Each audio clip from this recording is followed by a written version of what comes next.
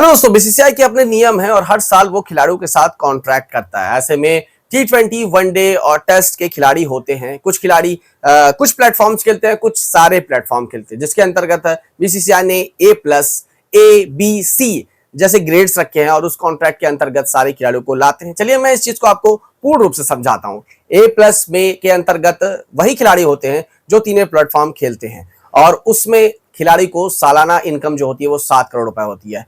ए में वो खिलाड़ी होते हैं जो लगभग 2 प्लेटफॉर्म खेल रहे हो या तीनों खेल रहे हो, लेकिन चोटिल है या ऐसा हो सकता है कि बहुत सारी सीरीज में नहीं होते, जिसके अंतर्गत उन्हें ए में रखा जाता है।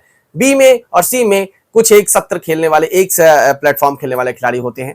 तो बी में मिलते हैं खिलाड़ियों को 3 करोड़, सी में मिलते हैं खिलाड़ियों को 1 करोड़ और ए में मिलते हैं 5 और A+ में मिलते हैं 7 करोड़। ये सालाना कॉन्ट्रैक्ट हर के खिलाड़ियों के होते हैं। ऐसे में बीसीसीआई ने कुछ खिलाड़ियों के साथ इस वक्त बदलाव करने की कोशिश की है और वो भारत के बेहतरीन खिलाड़ियों में से एक है। वो खिलाड़ी है विराट कोहली और रोहित शर्मा। जी हाँ दोस्तों, बीसीसीआई ने एक फैसला लिया है कि जैसे कि जसप्रीत बुमराह है जो कि A+ कैटेगरी में है, भारत के एकमात्र खिलाड़ी, और इस सत्र में लास्ट सत्र में विराट कोहली और रोहित शर्मा भी इस कैटेगरी में थे।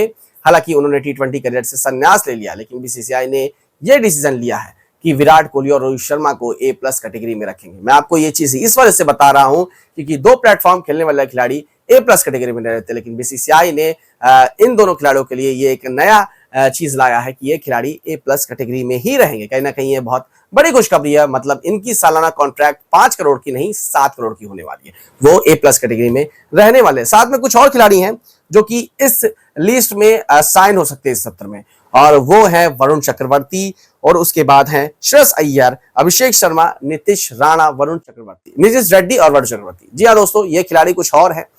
जैसे कि श्रेयस अय्यर लास्ट सत्र में सेंट्रल कॉन्ट्रैक्ट के अंतर्गत नहीं थे, लेकिन चैंपियंस ट्रॉफी में लगभग 49 के एवरेज से रन बनाने के बाद उन्होंने सारे बीसीसीआई के लोगों का मुंह पे ताला लगा दिया और पूर्ण रूप से वापसी कर दिया। हालांकि ईशान किशन भी लास्ट सत्र में बीसीसीआई कॉन्ट्रैक्ट के अंतर्गत थे, लेकिन उनकी वापसी नहीं हो पाई। वो भारत की तरफ से बहुत सारे मैचेस नहीं खेले हैं काफी टाइम से, लेकिन अय्यर ने पूर्ण रूप से वापसी कर ली है और वो सेंट्रल कॉन्ट्रैक्ट के अंतर्गत रहेंगे और कहीं ना कहीं उनको B या A ग्रेड मिलेगा। साथ में वरुण चक्रवर्ती की वापसी होगी सेंट्रल कॉन्ट्रैक्ट के अंतर्गत और उन्हें C ग्रेड मिल सकता है।